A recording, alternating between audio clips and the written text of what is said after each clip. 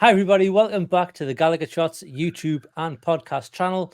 We are back with another match preview. This time we turn our attention to the FA Cup quarter-final game against Manchester City. I'm Scott. I'm your host for this one. And this week I am joined by Daryl, Andy and Nichol. We'll jump straight into this one. But before we do, here's a message from our sponsor. The GallowgateShots match preview is brought to you by Magpin. Magpin are the go-to site for high-quality, unofficial enamel pin badges of Newcastle United players, legends and retro kits. For more information, visit their website at magpinbadges.bigcartel.com. Right, so as I mentioned, it's the FA Cup quarter-final. It's against Manchester City. We don't draw easy teams in any of these cups. It's on Saturday the 16th of March. Well, we did draw an easy team, but we'll not talk about them down the road. It's on Saturday the 16th of March. It's at 5:30. It's at the Etihad. It's live on BBC One. So Mr. Shearer will be on the punditry. Might even be commentating, but I highly doubt it. That's a Sky thing to get a non-biased commentator in the ranks. We'll probably get someone else, but yeah, it's live on BBC One, so everyone can watch it. Nice. And if you're making your trip down, it's nice and early to get there and back in time for bed. Last time we played Man City in the FA Cup was in the quarterfinals. It was back in the 2019-2020 season. Unfortunately, Man City did win that fixture 2-0. So let's not talk anymore about that one. Before we get started on everything, though, lads, I've got a few little commentator stats that they'll normally read out during the game. I'm not starting on the nicest of ones, but we have lost 15 of our last 16 away games against Man City in all competitions. I don't think I can sit at the Etihad because I don't think it even goes back to before Main Road. Yeah, I think it goes back to Main Road. So I think it goes that far. The exception to that, though, well, positivity rings true. Last 9 in a row we've lost. The exception was a 2-0 victory in October 2014 in round 16 of the League Cup. So we do have some victories against them in the Cup. That was Rolando Aarons and one Musa Sissoko. Wow. So there you go. You can stick that in your pipe and smoke it. He is magic. We know that. Man City have, though, progressed from their last 6 FA Cup quarterfinals since they last lost to Wigan in 2013-2014, and if they do win this game, they'll become the first team in FA Cup history to reach the semi-final in 6 consecutive campaigns. So they've got it all to play for. I mean, not that they need any more plauditories or any more awards, but that's one they want to go for. We obviously, Newcastle, are looking to reach the semi-final of the FA Cup for the first time since 2004-2005. And finally, from me, if Newcastle are victorious on Saturday, we will be the first team to do the domestic cup double over Manchester City since Tottenham Hotspur. Does anyone want to have a guess at the year? I'm going to say the 70s. Oh, no. How about Daryl? Is it later than that? Is it? Oh, well, it's later than that. It's 1992 to 1993. So there you have it. Football was invented. The year football was invented. Yes. Absolutely. The year we were actually worth watching. No, let's not go that far. Anyways, we will move on. Andy, mate, obviously we all know how good Man City are, but you've been doing a little bit of research into their style of play. Apparently, a bit like we said about Arsenal, they're very good. Well, I disagree because they've only won 18 of the last 21 games. Oh, that's shite. They need to sort themselves out. And the last round of the FA, they only won it 6-2, and Haaland only scored 5 goals. So we don't have to worry about, really. But yeah, I mean, what can you say about Man City that hasn't been said a million times already? They are the team of a generation. They are probably the best team we've ever seen. I think, other than that 1 year Liverpool won the league, I think they've just been the best team in the world every single year. That Pep's been there, certainly. Just unbelievable depth. Every time you play them, I mean, obviously we're horrendous against Man City anyway. I just think every time I think Man City, I just think Aguero constantly scoring. I think he scored 5 goals in a game against us at one point, and I didn't captain him on fantasy football that particular week, so still burns deeply.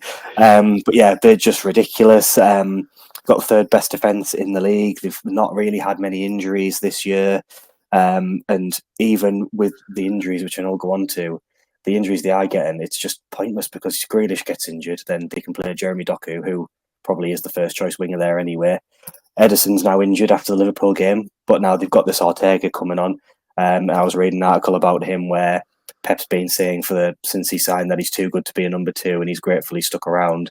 And there was a rumour that he was going to start him as his number 1 for this season because Edison was struggling a little bit. So even in the areas where you think there's potentially a weakness, it's not really a weakness at all. The one sort of shining light I was trying to find was that they played a weakened team in the cup, but they don't. the last round against the last round against Luton, I'll rattle through it quickly. Ortega, Walker, Stones, Akanji, Ake, Nunes, Kovacic, Bernardo, De Bruyne, Grealish, Haaland. Is that weakened in any way? Maybe Kovacic and Nunes hold the midfield, but other than that, it's just. I'm not going to swear, but it does my head in. That they can just do that in every competition, and we're having our own physios like breaking players' knees, like we saw in our last game. So yeah, they're ridiculous. I did try and look into a little bit about where teams have hurt them, and I was reading some tweets from this analyst called Raj, who I follow on Twitter, and he's really good. And he was saying one area they have conceded a lot this year is people cutting inside of Kyle Walker, and obviously we saw in our game that we did that twice. In the I'm sure Daryl will probably go into. With Isak and Gordon both scoring. And we saw in that Liverpool game just gone that Luis Diaz got loads of opportunities down in that channel as well. But then you think, right, there's an opportunity, but we've lost Gordon. We're probably still not going to have Barnes. We can't realistically put Isak out there. So it's not looking like it's a good start. But, we'll be fine. The final sort of crumb of positivity I'm trying to find is maybe De Bruyne has fallen out with Pep, because we saw in the last game he got caught off and he threw a bit of a paddy. But I mean, they're not going to have fallen out, are they? Because it's Pep and it's De Bruyne, and they'll just roll the next team over, so it won't really matter. So yeah, they're obviously ridiculously good. We're on a bit of a downward trajectory, as we know, but it is the cup, and we have done them over in the cup once before. We've beat PSG this season. Let's not forget that was this season. So on our day, we can beat anyone, but it is going to be very, very tough. It is going to be tough, Daryl, but like we've said, anything can happen, and we saw that in the League Cup this season. We've given them a good game at least once in the league this season. Maybe the second game wasn't as close as we'd like, although the scoreline was, maybe it is what it is. But we've proven ourselves against Man City, not just this season, but last season as well. Absolutely, yeah. Recent form against Man City has been very interesting to look back on, especially when you consider how you only have to go back a little bit further than that to see that every time we played Man City, we got hammered. There's a couple of really bad scorelines in there. I have to just quickly point out before I start going into our recent performances against Man City, just to echo what Andy said. And I am such an advocate for Pep, and I don't want this to turn into a loving, but it'll sound like one because I absolutely adore Pep ball. I know plenty of people who hate tiki-taka and all that sort of thing, but when you go back to his days at Barcelona, they were that generation's Man City is what Man City are now, and they just won everything. Yes, they had great players, but they still needed a system that worked, and it's very easy to do it when you have a manager like Pep who can implement that style and work to a philosophy, and it's just the same thing he's brought to Man City. And you've even seen that get implanted on Mikel Arteta at Arsenal. He's sort of doing his sort of tweak to that down there in London. But yeah, so going back to recent form, you mentioned already that this season we've given them some, even going back to last season, we gave them the scare at St James's because we got the 3-3. We went 2 goals ahead in that game, and it really put the frighteners on them. It took all of their class and ability to come back into that game at St James's. And, we start the season this season in our second game down at the Etihad on a Saturday night. And it was only a 1-0 win for Man City in that game, which is one of the closest games we've had down at the Etihad for a good while. As much as they dominated that game as a whole, we were quite, sturdy in defence at that point, and we resisted them for most of that game. And then you come back to the next game in the series is actually the AFL Cup game, which we mentioned before, which was a win with an Alexander Isak goal. There's a bit of a theme developing there with Alexander Isak. He'd just like to get a goal against Man City. And that, those of us that were there that night back in September were, we saw everything there, and we really enjoyed that game. It was such a good game to be there for. And you come back into the start of this year, just as we were coming through that really sticky patch with fatigue and injuries and, less than half a team available and all that. And yet we still managed to pull out a 2-1 win. Not a 2-1 win, sorry, a 3-2 loss. It was a narrow loss because they scored in the 91st minute. Oscar Bob breaking everybody's hearts when he just skipped around. Decker's mate. Exactly. Just as he skipped around the goalkeeper and put it in injury time. But, we went behind early. Well, we went behind in that game thanks to Bernardo Silva. But as Andy mentioned, cutting in from the right, you had the 2 goals from Alexander Isak and Gordon, which were very similar in how they were scored because, like Andy said, he cut in from that right in beside Walker, and I think Isak actually used Walker as the marker to bend it around him, and he planted it in the bottom corner. And Gordon's was very much the same, and that put us in a really good position. And again, Man City found themselves in a position where we were really putting them under pressure. Yes, it was at home, so yes, there was an advantage for us, but again, it took all of their quality and class to come back into that game and get that late winner. Another thing I wanted to mention, and now that we've faced Man City, we've faced them twice in the league. We've had them in the EFL Cup, and now we have them in the FA Cup. It's actually the second time that's happened in a season. The last time it happened was in 1994-5, and I'll quickly run off because I've got the results here. The 2 years after football started. 2 years after the football started, yeah. So the League Cup was the first time, the first competition that we faced them in, because we didn't face them for the first time in the league until the new year. So in November 94, we played them away at Main Road and drew 1-1. Brought them back to St James's, but they won that game 2-0. That was in December. And then in the Premier League that year, we played them in January, home, and April away, but both of those games finished 0-0. And then we played them in the February, in between those 2 league games, at home in round 5 of the FA Cup, and we won that game 3-1. And very quickly before I hand over, the record against Man City in the FA Cup, which is quite a lot of games considering, there's 11 games, 11 times we played Man City in the FA Cup. The record stands at 6 wins, 2 draws, and 3 defeats. And out of those 3 defeats, you'd think a few of them might have come quite recently, or certainly the one in the last time in the quarterfinal was quite a recent one. In those little stats, that's 2 replays as well. There's 2 replays included in that. And then again, just to round it off, our record in the quarterfinals of the FA Cup all time are 28 ties, 17 wins, 11 defeats. That's including 8 replays and 2 second time replays. So when the games back in the day, when games just kept on getting played, if you didn't get it done over 2 legs, you had to play a third one. Imagine the meltdown from modern managers if that happened now, double replays. Imagine Klopp. I should penalties were invented. Yeah. I would like to stress as well, for those of us for the audience who may be watching who have an older persuasion than all 4 of us combined, I'm sure. Mark. One of those replays was it was the 1973-74 competition when I think there was a pitch invasion against Nottingham Forest at home, and it all kicked off. So they made us play a second replay, and I think that was played somewhere like Goodison Park or something stupid like that to get it over the line. My dad's band's just finished after that. But yeah, so that's everything I can pull out on us and Man City in this competition. There you have it. If you're still awake and you're still sorry. No, yeah, I mean, there is a lot of history between us and City in this cup. There's positivity. It's I jested earlier that we only draw hard teams in this cup, and we drew Man City through their good and bad years. Long may it continue. It'll be a good little head to head going forward as we get better and they get even better. Nichol, mate, Andy's already mentioned about the injuries, but you're going to go into a little bit more depth. Obviously, we know who they are. Obviously, the newest one is Edison, which we were probably all rubbing our hands when we see them go down, but then when you see who they've brought on and the replacement, it's probably not that big of a deal when you look at it.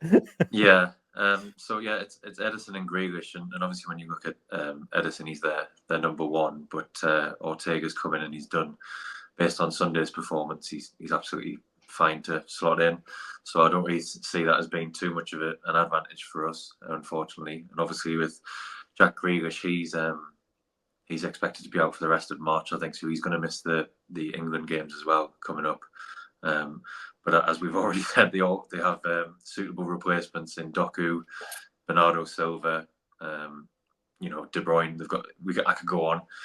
They've got plenty. They've got plenty of replacements. So I think it's just a case of for us. I'm listening to what Daryl's just been saying there about recent records, and I'm just thinking back to games where I've been to watch us against Man City, and I think we always seem to put up a good fight. We might not always win, but we always do definitely put up a good fight.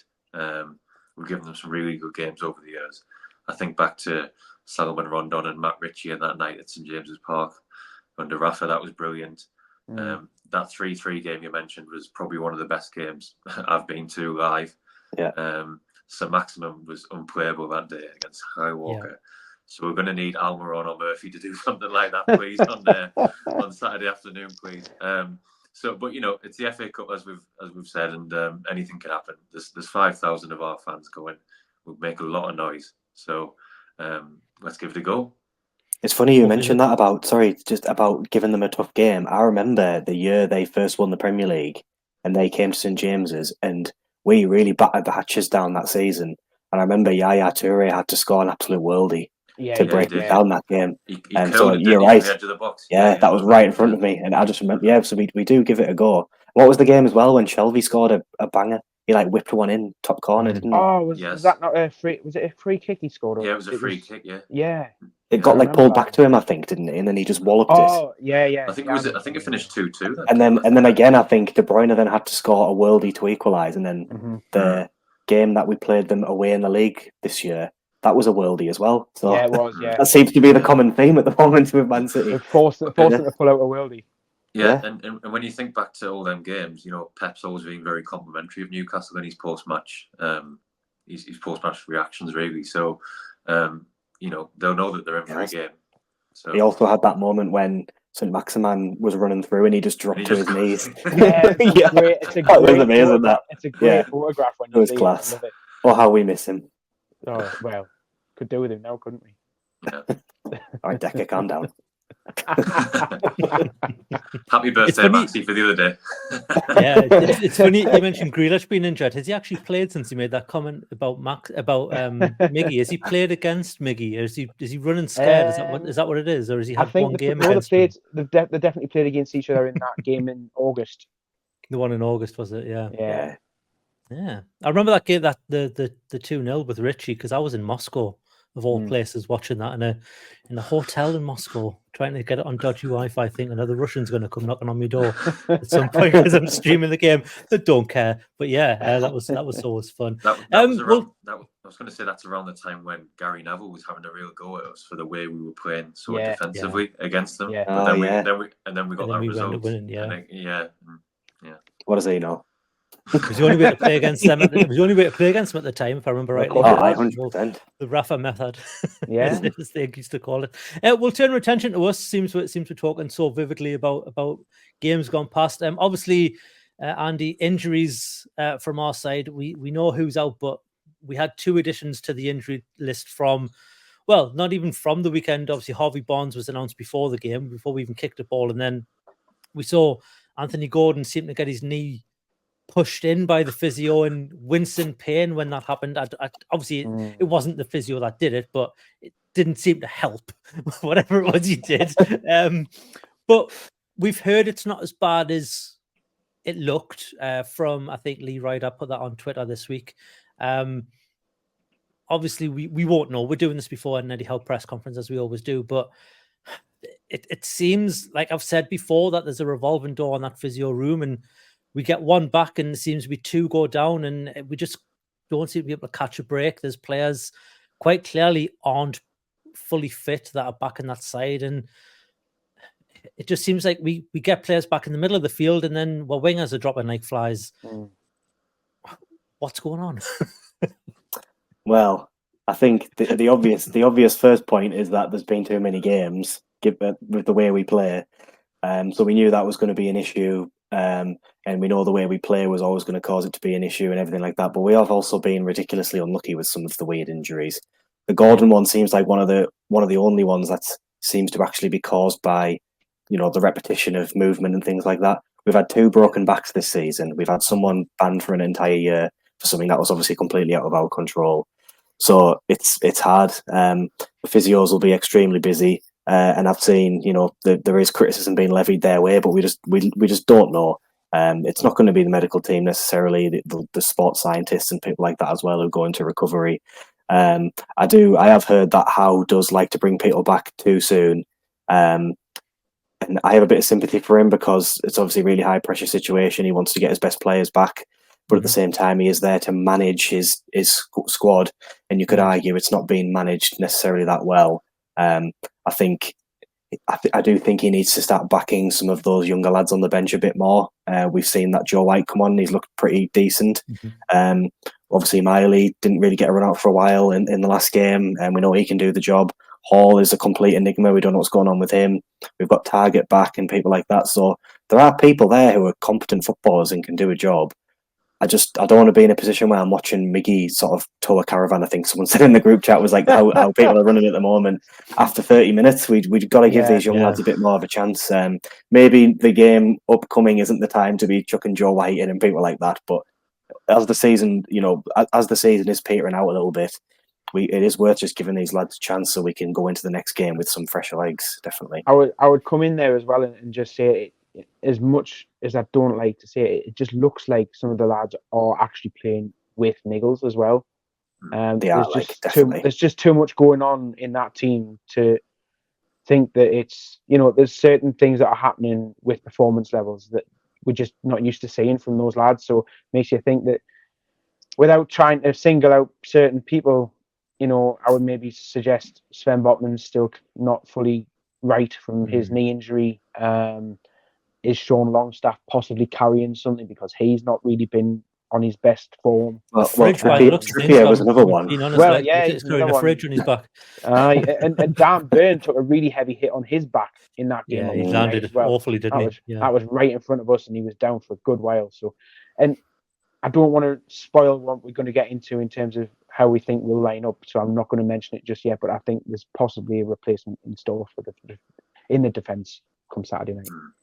Yeah. Well, we'll move on to that, Nichol. Are there any changes you would make in the middle of the park? Obviously, we've talked a lot about Bruno and Longstaff, and we've got players coming back in that area, and it's probably one of the areas where we've got an abundance of players now. You've got Willock back, you've got Anderson, who should now be fit. He's had that bedding in period.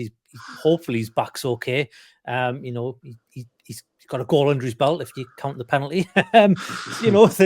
There's players there. So would you make changes given the performances that we've had in the centre of that park haven't been up to scratch? What would you do? Yeah. If you're asking what I would do, perhaps I would make. What do you think Eddie Howe would do? I think it would be. We don't know. I think it would be the exact same. I think it would be Bruno because he's brilliant. He's been probably one of the shining lights in recent weeks. You would say he's turned up every week. Joe Willock, purely for his, at Man City, we're going to be doing a lot of defending, so we need him to carry the ball up the pitch and be a bit of a link between midfield and Isak up front. And then I do think he'll go with Sean Longstaff purely because he'll be thinking like defensively for cover in the middle, rather than someone like Elliot Anderson who perhaps is a bit more forward thinking. Maybe that's an option off the bench, I would say. And just on Anthony Gordon, just moving on from what Andy was saying, I think I've just read before we came on that Southgate's contacted Newcastle's representatives about his injury. So he's obviously potentially thinking of putting him in the squad. So, and we're also saying that it might not be as bad as what we think. So I'm not sure we will see Gordon, but I think maybe we might see him in the England squad and maybe the game after for us. Yeah, it could be Gordon on the bench, Andy, if it's not as bad as we're expecting, and give him a run out to test that knee if it's needed. I think it would be a users needed, and maybe just have him on the bench as kind of a morale boost, if anything for the fans. If they see the name on the bench, they'll be like, oh, it's not as bad as we think, and it just gets people, just puts a pip in their step, puts a song in their lungs, something like that, just to get the lads who are actually on the pitch, just give them a bit more of a gusto throughout the game. I know, probably is not going to make that much of a difference. But you never know with these. Well, but the thing is, though, if it's 0-0 on 60 minutes and Anthony Gordon warms up, I'm getting excited as a fan. It gives you If a we're boost, still in the doesn't game, it? Yeah. 100%. Like you say, the way Bruno's been playing at the minute, it could be an opportunity to, Bruno plays deeper because Eddie Howe is trying to control the games a bit more. But I personally liked when we put Miley a bit deeper and Bruno went further forward. Yeah, we're not realistically going to control this game, are we? So I feel like what we really need to do in this game is, if we've got those opportunities to break and we get the ball in the final third, we need to be nailed on with it. We can't be sloppy at all. So against Chelsea, the number of opportunities we had where we just needed to play that final pass, break through. Man City game away in the league this season, so many opportunities to break where we just fluffed our lines completely. And I just want the ball to be with Bruno in that situation and not with Longstaff, because I do still really like Longstaff, but we've seen his limitations massively this year. So if we can create opportunities like that, and you've got a fresh-legged Anthony Gordon running at Walker, who, as we said before, can sometimes struggle with people coming inside him, it could be a smash and grab situation. We just got to stay in the game, which at the moment we're not really doing in any of the games, are we? But we got to do it this time. Yeah, I think we'll see Willock be the one who's going to be the one running at Walker. I think we saw it last season, if I remember rightly. Yeah, I think he kind of just left him for dust a couple of times last season, if I remember rightly, with Joe Willock. Daryl, mate, you mentioned the defence. Yes. Go on then. What's your insider knowledge? Well, it's not really insider knowledge. I'm just trying to base it on what we've seen in recent games, and certainly the last two times we've been to the Etihad. We saw Jamal Lascelles selected in central defence. And in the first game that he came up against Erling Haaland, he gave him such a rough time. And I remember specifically one challenge in the first half, which was right in front of us in the away end, where I'm amazed that he didn't get some sort of card punishment for the tackle he put in on Haaland, because he nearly kicked him into the Pennines, for Christ's sake, from where he was. But credit to Haaland for just getting straight back up and getting on with it. I mean, quite clearly, lads likes a physical battle. So, but we saw it in the game in August as well at the Etihad again. Lascelles was selected and he played in that game to go up against Haaland and just be physical and make life hard for him. Does he come in as an extra centre back or replace him? Well, I think he might come in possibly. I think he comes in to replace Botman, and I think Botman sits out based on. We can quite clearly see that he's not moving right. And I think he'll come in for Botman, and it'll be Lascelles and Shea in the heart of defence. I agree with you as well, Scott. I think Willock is going to be the one that will be used to run at Walker, which means putting him actually as left wing, which will then free up a slot in the midfield three, which allows you to either be defensive or be a little bit more creative. So you could have a Miley, Bruno, Longstaff midfield three, with Willock on one side and then Murphy on the other, maybe Miggy, depending on how Eddie wants to play it. I wouldn't mind that. Certainly, Isak has to play through the middle because he's literally the only one left. There's no one else. Exactly. There's no one else. Let's just get his boots on. Tino was probably the best player on the park for me on Monday night against Chelsea. So he's pretty much going to be starting because Trippier's still out. He was left back last time. Left back again. Yeah. I think Dan Burns started on Monday simply because he had the armband. Whether or not that warrants him to start again on Saturday is another thing. But he's another one whose mobility has been really affected by his injury as well. He just doesn't move. He never because he was rapid before then. Well, exactly. He was never really great before. But since he's had he's got the turning circle of a tank, where he had the turning circle of a bus. They've actually got good turning circles there, but well, in speed as well. But yeah, I mean, we are in certain areas we're left to bare bones, and in certain areas we're actually not as bad off as we think we are. So yeah, we had Kraft as well, haven't we? Coming back in and looking all right. Yeah. Tino did all right when he moved to left back later in that game on Monday night as well. He did all right. So yeah, it'll be interesting to see. But I think certainly the big changes for me would be Lascelles in the defence and Willock shoved out of the midfield into the left wing role like he used to be. Yeah. Well, before we move on to our predictions, there's one feature left to go. It's your favourite and mine. It is, of course, Andy, you're going to sing the jingle again. It's Ref Watch. I thought that we had the jingle. I think I just got excited and screamed Ref Watch. Right, I'm leaving that up to Joe to do the jingle. He's the one with all the guitars. I'll cut it from the video last week, and I'll just play it I'll just play it as audio. I'll play it. Yeah. Yes, it is ref watch. So Daryl, you've got the floor again, mate. Take it away. Oh, I feel like I've Who's done a lot of talking now. I'm going to have to be quick here.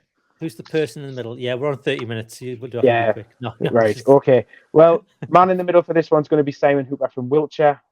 Second Newcastle game of the season, and that's following on from the 4-1 win against Chelsea at St James's Park. So nice little omen there. His record this season in all competitions, because we're not just the Premier League for this one, we're in the FA Cup. So he's done EFL Cup, Championship, and Premier League so far this season. So this is his first FA Cup appointment.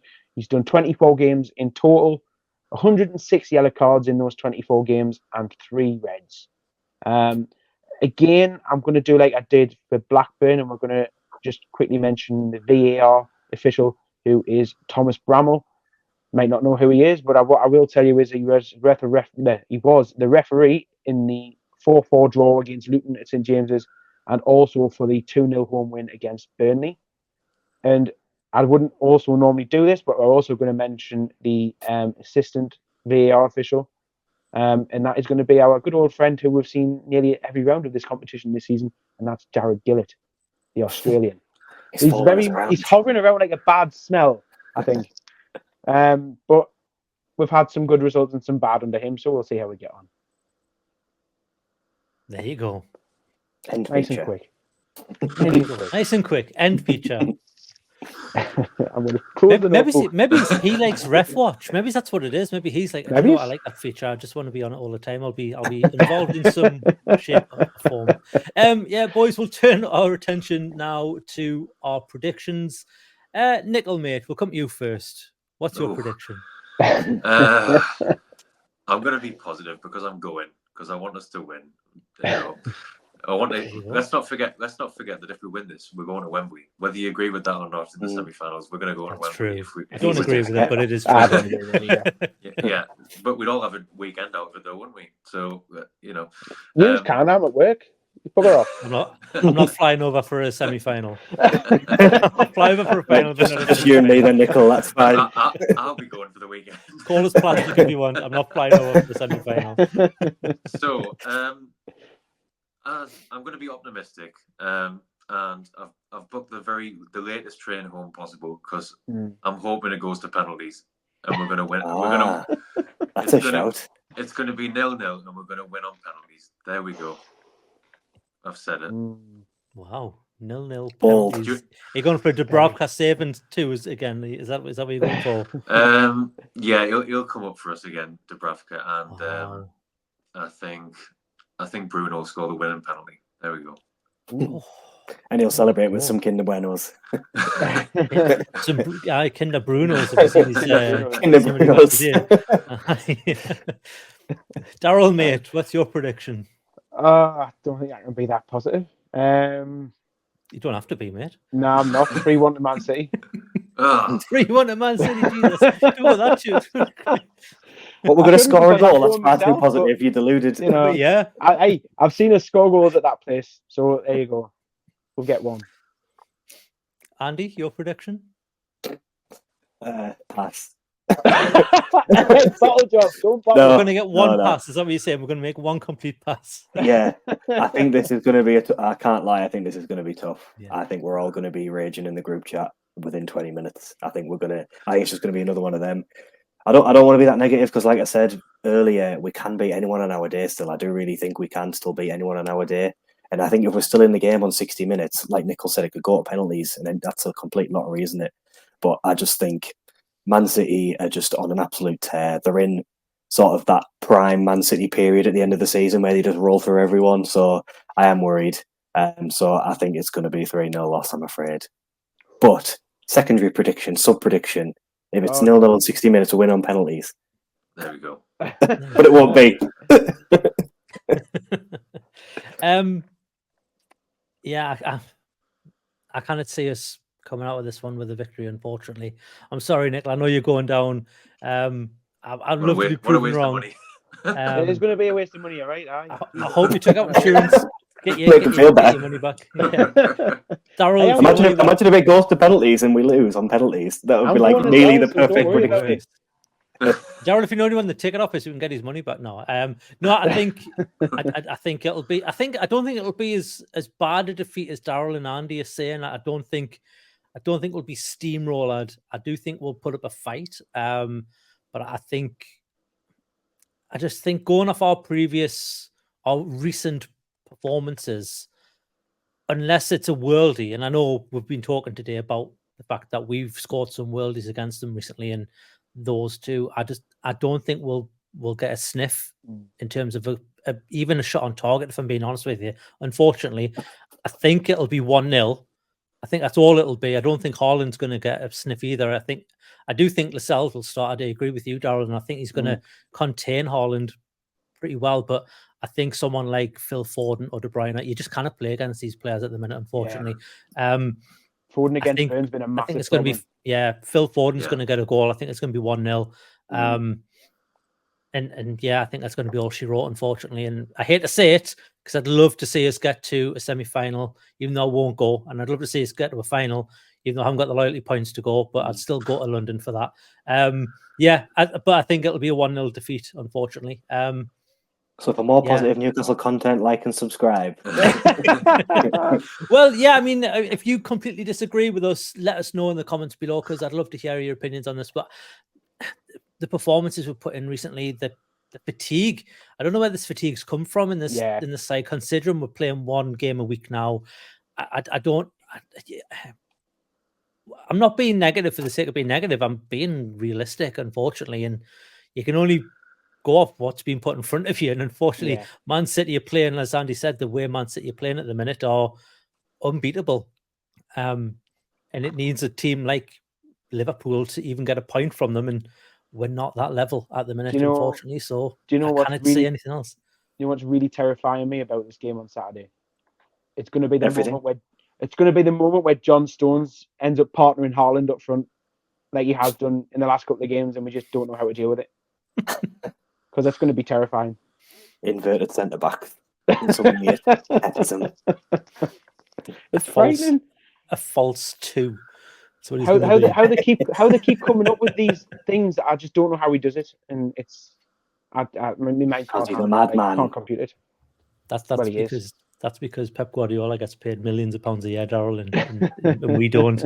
Anyways, like I said, if you completely disagree with everything we've said, let us know in the comments below. I hope you do.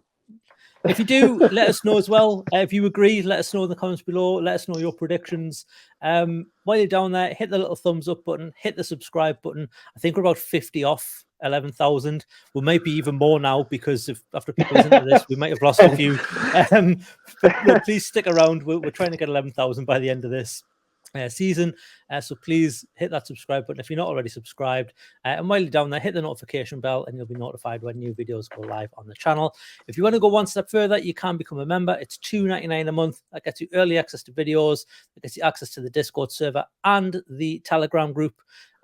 Boys, thanks for this one. I've really enjoyed it. It's been a good laugh. Let's hope the game at the weekend is at least as enjoyable as this video has been to record. We'll be a bit more positive for West Ham. We'll be a bit more positive for West Ham. Well, I won't, because I will not be recording it, because I'm going to be at the match and I'll be in Newcastle. So I'll be watching it, and I'll be watching the preview from afar. But boys, thanks for this one. I've enjoyed it. We'll see you all in the next one. Bye, everyone. Bye-bye. Ciao.